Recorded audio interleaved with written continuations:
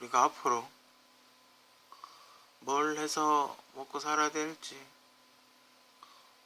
이렇게 큰 뼈대 같은 걸 정해야 되겠죠, 그죠? 그래야 우리도 선진국에 한 걸음 더 다가서고 여러분들의 일자리도 늘어날 테고, 그죠?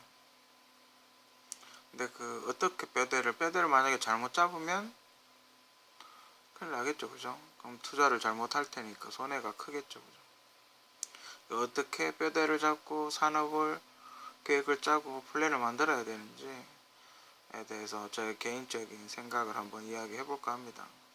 물론 이건 미래학자들, 전세계 석학들이나 미래학자들이 이미 많이 책 같은 데서도 많이 이야기를 했고 이렇게 뭐 플랜을 계획을 제시를 했지만 아직까지는 뭐 기술이나 뭐 이런 게 뒷받침되지 않아서 실행을 못하고 있는 뭐 그런 것들도 있고 현재 어느 정도 단계까지 올라와 있는 것도 있고 전 개인적으로 SF 영화를 상당히 좋아하는데 그 SF 영화를 보면 굉장히 황당한 내용 있지 않습니까? 그때 당시엔 저게 말이 돼? 막 이랬는데 그 SF 영화에 나오는 게 지금 여러분들의 생활 속에 현실이 돼가지고 펼쳐지고 있지 않습니까? 근데 문제는 펼쳐졌는데 그 중에 돈이 되는 게 있고 돈이 안 되는 게 있다는 거죠. 그죠? 그 스마트폰 같은 거는 돈이 됐습니다. 그죠? 근데 아직까지 타임머신 정도는 안 나왔고 하늘 나는 차 이런 것도 아직 안 나왔고 그죠? 대량 생산하지 않고 있고 아직까지는 바퀴로 다니지만 전기차는 어쨌든 생산하고 있고 그 백투더퓨처라는 유명한 영화 있지 않습니까? 거기에 보면 알루미늄 캔 같은 거 쓰레기를 재활용해 가지고 자동차가 하늘을 날아다니는 뭐 그런 장면이 나오는데 테슬라라고 꼭 집어서 이야기하긴 그렇지만 전기차 똑같진 않습니다. 그죠? 똑같진 않지만 전기차가 아주 낮은 버전이긴 하지만 어쨌든 그와 유사하게 진행을 하려고 연구를 하고 있고 계획을 짜고 있고 그런 건 돈이 되겠죠, 그죠?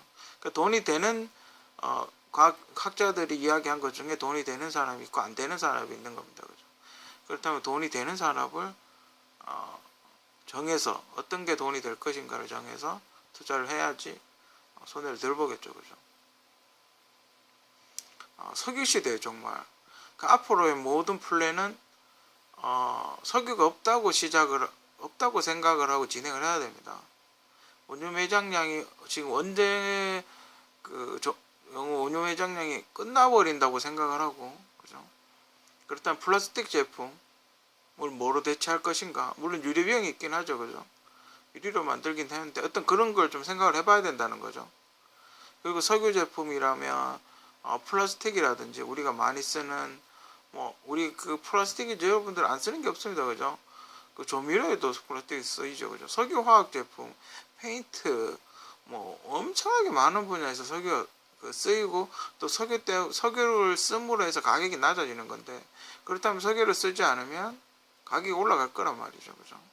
천연 섬유를 쓰게 되면 분명히 옷값이 올라갈 거란 말이죠, 그죠? 그런 건 어떻게 대처를 할 것인가? 그럼 석유가 없다면 비행기나 자동차는 전기차가 있으니 그런데 비행기는 어떻게 할 것인가? 제트 엔진은 뭐로 돌릴 것인가에 대한 그런 걸 연구를 해봐야죠, 그죠? 오늘 전기 모터로 하늘을 나는 어떤 실험을 지금 하고 있습니다. 어느 정도 상당한 수준에 올라와 있다고 생각이 되지만 그래도 음속에 가까운 속도를 내려면 좀 더 많은 연구가 필요하죠. 속도가 너무 느리니까 날긴 날지만 하루 종일 날죠, 그죠? 하지만 하여튼 석유가 없다고 생각을 하고 진행을 해야 됩니다, 그죠? 뭔가 개발할 때 됐었으면 석유 쪽을 안 쓰고 뭔가 진행이 되는 그리고 자원을 재활용하는 그런 걸 생각을 해보고 설계를 해야 됩니다, 그죠? 그래야 최소한 10년 이상 쓸 수 있는 그런 게 되는 거죠, 그죠? 그리고 앞으로는 우주 시대입니다, 그죠? 더 이상 지구에서 할 거는 많이 없다고 봅니다. 그리고 지구의 인구가 지금 70억 명 정도 되죠, 그죠? 물론 인구가 적은 나라도 있긴 합니다. 그죠? 바글바글하지는 않은 나라도 상당히 있긴 하지만 지금쯤 뭔가 확장을 해야 된다라는 거죠. 소위 말하는 새로운 지구, 슈퍼지구를 찾아서 우주로 나가야 되는 그런 지금쯤 여유가 있을 때, 아직 여유가 있어 막 임박해서 하는 게 아니라 아직 여유가 있을 때 우주 시대를 개척을 해야 된다라는 거죠. 그죠? 멀리 본다면.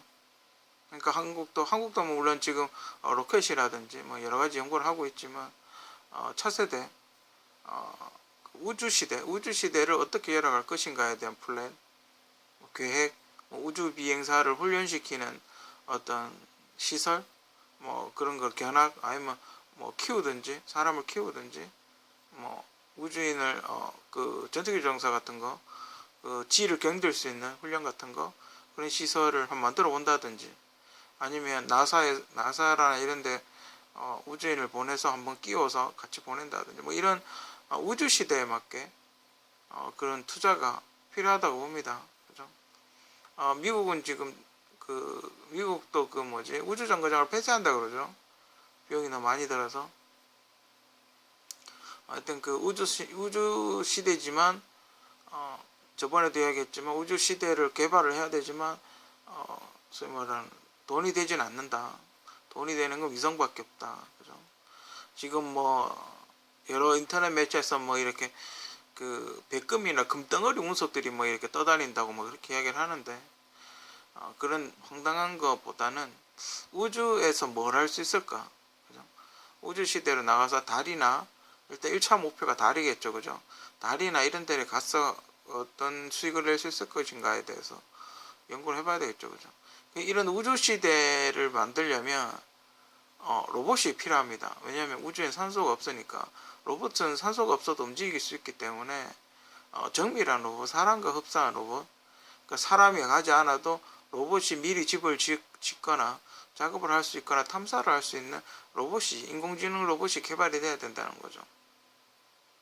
미국도 보면 달 탐사에 보내기 위해, 화성 탐사를 보내기 위해서 로봇을 연구를 하기 시작했다고 저는 개인적으로 그렇게 생각을 합니다. 그러니까 알아서 움직여서 알아서 측정을 하고 데이터만 보내는 그런 사람 없이도 공기가 없는 환경에서 사람이 없이도 작업이 가능한 그런 로봇을 연구하다 보니까 지금 수준까지 올라왔다고 그렇게 생각을 합니다. 그 로봇은 이제 뭐 꼭 그 사람형 로봇이 아니다 하더라도 공장이라든지 자동화라든지 뭐 이런 시스템에 지금 로봇은 많이 쓰고 있죠. 그죠? 일종의 4차 산업혁명이다 그렇게 이야기를 하면서 로봇 개발, 로봇은 어쨌든 개발해야 됩니다. 그게 인간형 로봇이 아니라 하더라도 그냥 산업용 로봇이라 하더라도 그런 프로그램 꼭 하드웨어만 그 옆에 암이나 뭐 이런 것만 짜는 게 아니라 어떻게 프로그래밍을 좀 더 쉽게 하는 거 뭐 그런 것도 연구가 소프트웨어도 개발이 돼야 되겠죠. 같이 그런 것도 연구를 해보면 이건 무조건 돈이 되는 산업이기 때문에 그죠. 이미 선진국은 오래전부터 로봇을 산업화하기 시작했죠. 그죠. 가상현실, 그죠? 가상현실로 뭐 이건 증강현실 같은 것도 있지만 이제 가상현실로 쇼핑도 하고 TV도 보고 영화도 보고 그렇게 할 겁니다. 그죠?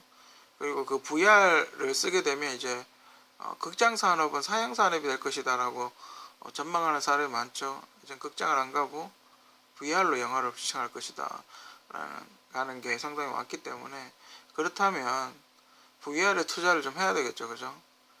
좀 더 현실감 있는 VR을 만들기 위해서 어떤 칩이나 소프트웨어나 뭐 그래픽이나 이런 거에 대해서 좀 더 노력을 해야 되겠죠. 그죠? 그리고 우주 시대와 로봇 시대가 가려면 정밀 산업이 필요합니다.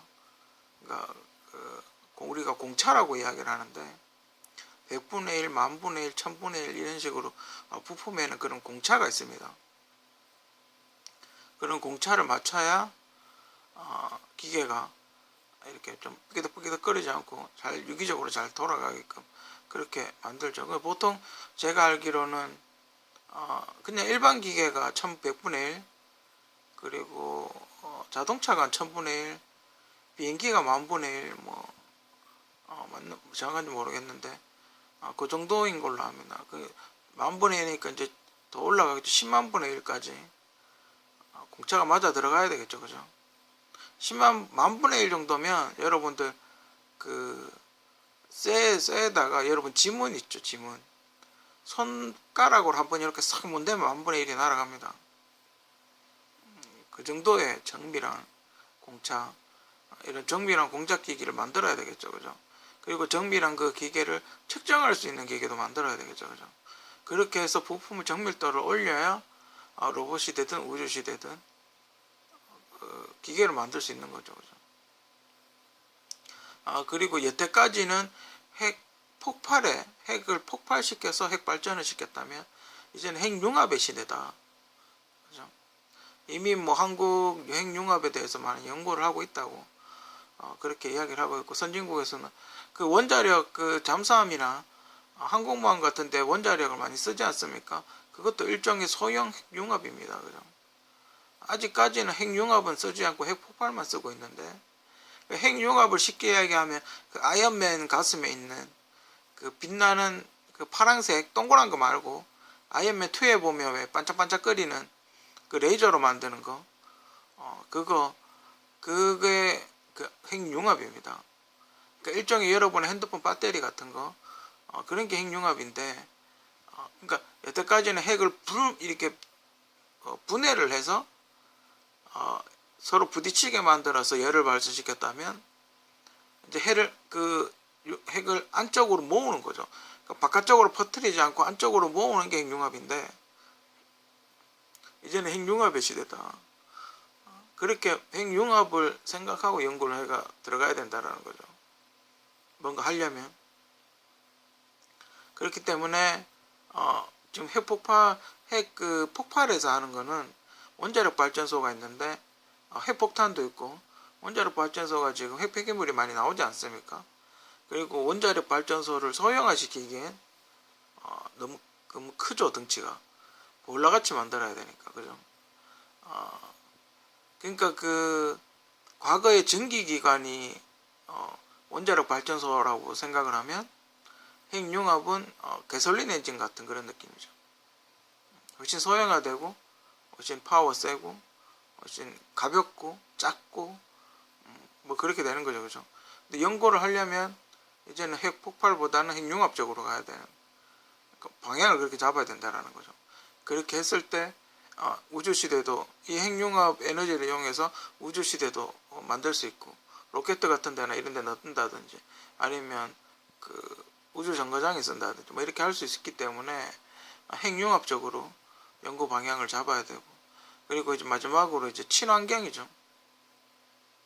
지금 계속 환경오염이 되고 있기 때문에 어떻게 하면 친환경 산업을 할 수 있을까? 그죠? 이러다가 정말 지구가 지구에 진짜 어떻게 커서 할 정도로 오염이 되어버리면, 우리도 지금 녹조라든지 뭐 여러 가지 우려를 하고 있는 게, 그런 우리가 뭐 입고 먹고 자고 하는, 숨 쉬고 우리가 먹고 하는 게 다 우리 몸에 영향을 미치지 않습니까? 친환경적인 산업을 유치를 하고, 아니면 환경이 오염됐을 경우 그 환경을 어떻게 정화를 할 것인가, 어떻게 깨끗하게 하고 어떻게 복원을 할 것인가에 대한 연구가 필요하다라는 거죠, 그죠?